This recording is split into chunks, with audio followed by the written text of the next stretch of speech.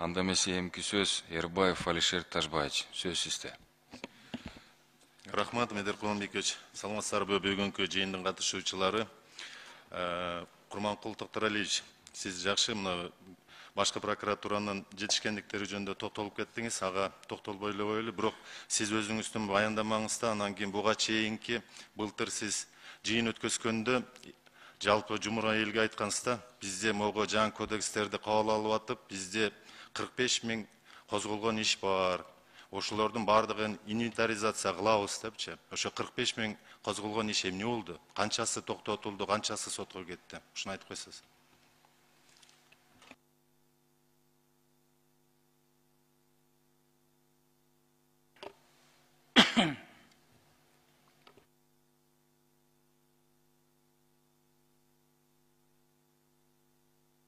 Азыр так статистиканы берилечи. 2020 жылы укук коргоо органдарынын өндүрүшүндөгү 150 746 кылмыштардын ичинен 87 604 иштин төргөсү бүткөрүлгөн. 8 685 кылмышы сотко жиберилген. 78 919 кылмышы кыскартылган. Жана калдыкта 34 316 кылмыш калган. 80 031 жоруктар жөнүндө иштердин ичинен 4292 жорук иш сотко жиберилип, калган иштердин бардыгы өндүрүштөн кыскартылган жана бүгүнкү күндө калдыкта жорук иштер калган жок. Бул жерде жоруктар жөнүндө кодекс жоюлуп кеткендигине байланыштуу, анын бүгүнкү күндө бардык иштер кыскартылды. Ал эми кылмыш иштери боюнча жогоруда көрсөтүлгөн статистика. Ал эми биз инвентаризациянын алкагында берсеңер данныйда.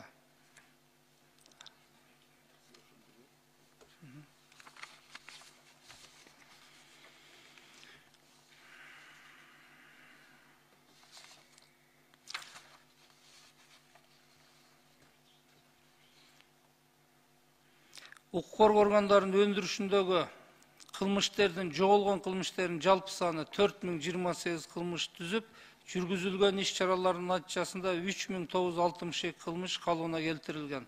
Калган 66 кылмыш боюнча тиешелүү иш чаралар жүргүзүлүүдө.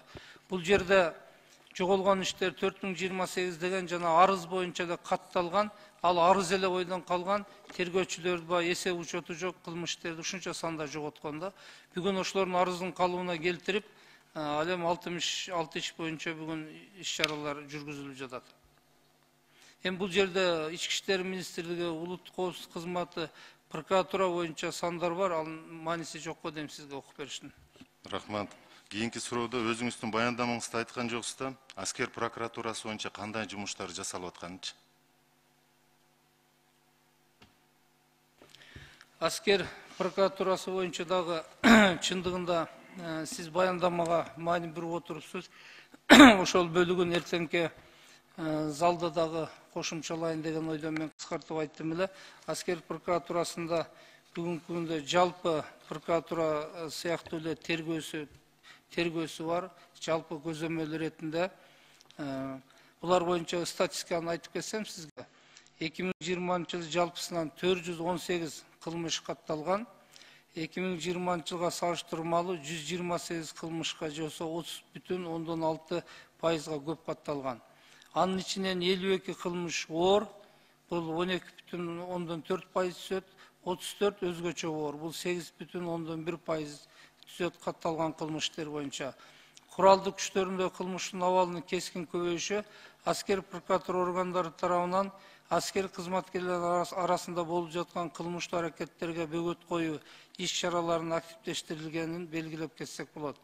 Мындан тышкары 20 жылдын март айынан тартып, ошол эле жылдын дээрлик сентябрь айына чейин өлкөбүздө коронавирус илдетине байланыштуу киргизилген чектөөлөргө байланыштуу да 20 жыл куралдуу күчтөрүндө кылмыштын азайгандыгы байкалат.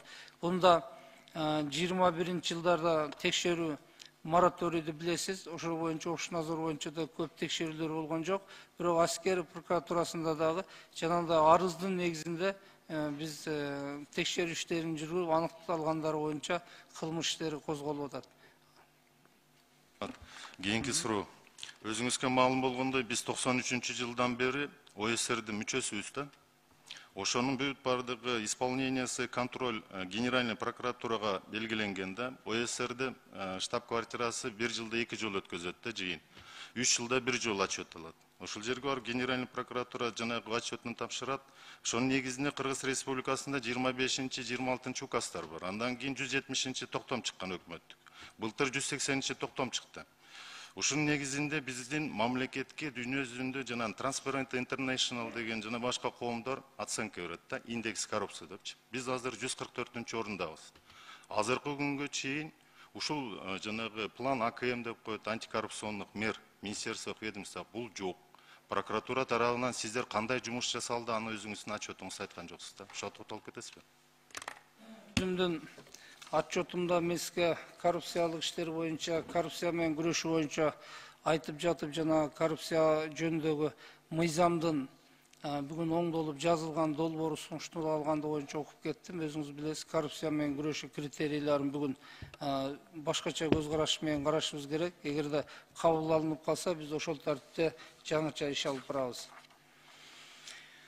Ал эми мына сиз айткан рейтинг боюнча маалыматтар бар. Эл аралык Transparency уюмунун изилдөөсүнө таянсак, 20-жылы 180 мамлекеттин ичинен 148-орунду ээледи биздин мамлекет. Ал эми 21-жылы 124-орунда элек.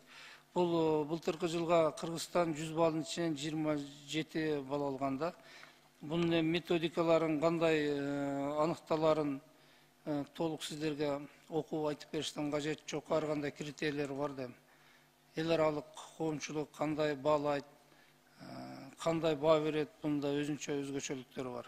Жок, аны мен айтып аткан жокмун. 180-чи токтом, мамлекеттин токтому контролдоо кандай болуп атат сиздер тарабынан? План АКМ, антикоррупционных мер, ал жерде указ турат о противодействии системной политической коррупции государственных органов власти деп. Ошол жерде сиздер ар бир министрликте коррупционный зона, андан кийин коррупционный рисктерди койгонсуздар. Ошонун исполнениялары кандай? Сиз айтпадыңыз да. Ошонун негизинде сиз отчетуңузда көрсөтүңүз керек эле. Кайсы министрлик азыркы күндө бизде индекс коррупция боюнча 1-орунда турат, 2-орунда, ошону сурап атам сизден. Мен отчетто буну жалпылап министрликтер боюнча көрсөтпөгөнүм сизге түшүнүктүү болду деп айтпадым эле. Анткени былтыркы жылы толугу менен текшерүү президент указы менен токтотулган да билесиз. Эч кандай биз антикоррупциялык иштерге да текшерүүлөр жүргүзбөдүк. Арыздар түшсө гана текшерүү аракеттерин жүргүздүк. Бирок сиз айткан кабыл алынган иштер боюнча коррупцияга каршы аракеттенүү жөнүндө мыйзам долбоорун бүгүнкү күндө иштеп чыгып кабинетке жөнөттүк. Мына 1-марттан баштап текшерилди. Биз 22 жыл менен бул критерий боюнча отчетко киргизип көрсөтөбүз. Былтыр Общнадзор коррупция боюнча иш жүргөн жок. Себеби указ менен токтотулган. Арыз менен гана текшерүү жүргүздүк да. Рахмат, кийинки суроодо могу сиз ар бир статистиканы көрсөтүп атып, биз дагы өзүбүз да чаташып калдык да. Так айтып койсоңуз, козголгон иштер боюнча бүгүнкү күндө анык алдын ала ущерб дейбизби, чыгым канча? Андан кийинки аныкталган ущерб канча чыгым? И возмещенный дейбиз, жанагы өндүрүлгөн чыгым канча? Цифраларын так айтып койсоңуз. Так, кылмыш иштер боюнча мамлекетке келтирилген зыяндын жалпы суммасы 96 миллион 989 миң 544 сомду түзүп, 58 миллион 937 миң 415 сом өндүрүлгөн. Анын ичинен 47 миллион 580 миң 615 сом накчалай, ал эми 11 миллион 356 миң 800 сом натуралай түрдө өндүрүлгөн. Улуттук коопсуздук кызматы тарабынан таблицаны азыр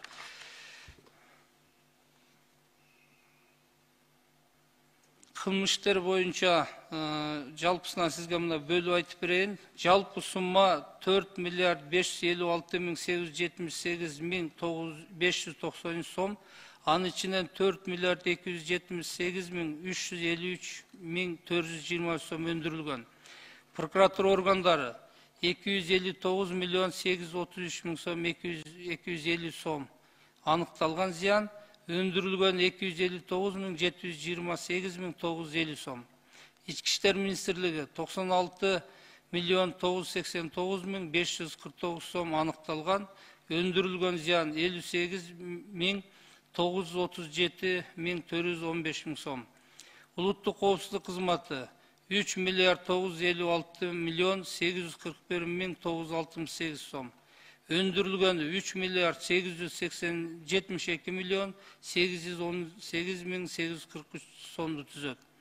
Alem finansı polisiyası joyulup ketti. Bu 243 milyon 212 bin 834 bin anıktalgan ziyan, öngönü 86 milyon 868 bin 213 som. Бұл 21 жылға қарата. Анан жана ар кандай сумманы айтып атты дегениңиз, мен сизге жалпы надзор боюнча, андан кийин соттогу иштер боюнча, тергөө боюнча бөлүп айттым да, ошон үчүн чаташып калдыңыздар окшойт.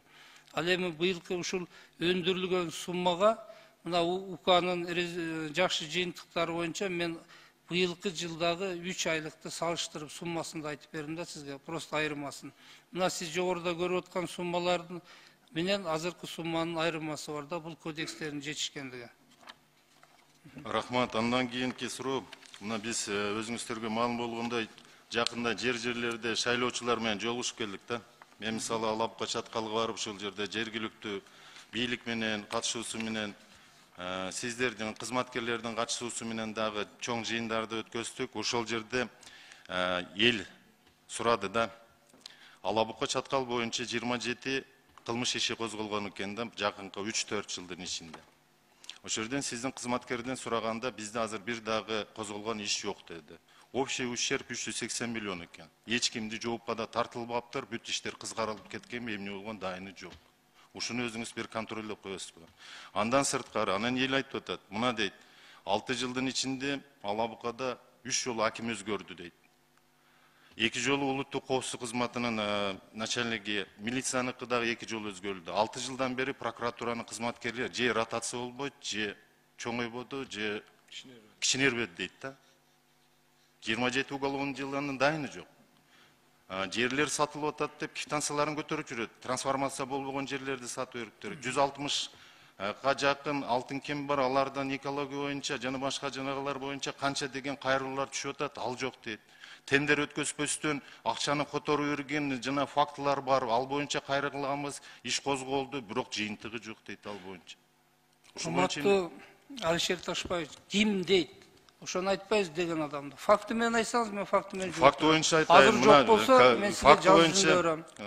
Курманкул Токтуралиевич, факт боюнча десеңиз, бул Көкташ айыл өкмөтү. Көкташ айыл өкмөтүнө жазыңыздар. ФАПтын курулушу. ФАП бүткөн эмес, акчасы полностью кеткен. Ал боюнча иш козулган. Экинчиси, ошол жердеги бала бакча. Үчүнчүсү, таза суу. Андан кийинкиси асфальт жол. Андан кийинкиси освещение уличный деп, ушулардын бардыгына тендер өткөзүлгөн эмес. Андан башкасы клуб. Андан башкасы Өрүктүү айыл өкмөтүндөгү 3,5 миллионго ашыкча чыгым менен спорт зал. Сартала жана Алабука айыл өкмөтүндөгү Сарталадагы спорт зал 14,5 миллионго. Андан башка дагы бизде жанагы Ак Коргон айыл өкмөтүндөгү бала бакча, жерлерди мыйзамсыз сатуу 7 миллионго элден чогултуп, квитанциясын чогултуп берип койгон, трансформация болбогон жерлерди. Андан сырткары былтыр улуттук коопсуздук кызматынын кызматкерлери менен сиздердин кызматкерлер чогулуп внешний аудит өткөзгөн. Анда сурашып атат.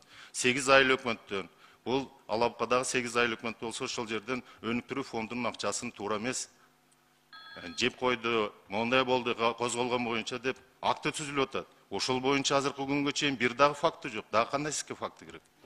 Ушу сиз айткан фактылардын бардыгын тактап, мен сизге ушу жуманын этегине чейин маалыматты берем. Эгер туура көрсөңүз, сиз азыркы ОЗЕК аталганды кат жүзүндө берип койсоңуз да жакшы болот. Ар бир факты боюнча мен сизге мыйзамдуу жооп берем. Күнөөлүү прокурорлор болсо чарасын колдонобуз. Мына стенограмма кетип атат, аппаратка тапшырып берип койсоңуздар. Бирок мен сизге кечээ күнү 3 фактысы боюнча өзүмдүн колум менен катты жөнөттүм, элдин кайрылуусун кошуп. Андан башка сиздер мен өткөзгөн жыйынды көтөрсөңүздөр, ошол жерде сиздердин кызматкерлер улуттук коопсуздук кызматынын РОВДнын катышуусунда чоң жыйын болгон. Ошол жерде да эл көтөрүп бүт баары тынчсызданып атат. Шуларды карап берсеңиз, болбосо кызматкерлериңиздер келсе, мен заявление десеңиздер, заявление чогултуп берейин.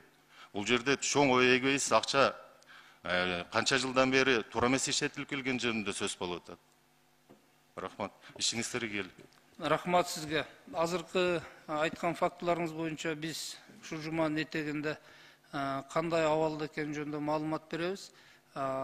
Сиздин жиберген арызыңыз мага түшө элек жакын арада жөнөттүңүзбү? Кече анда бизге келип түшө элек экен да, мага түшөт, контролго алабыз. Жооп беребиз сизге.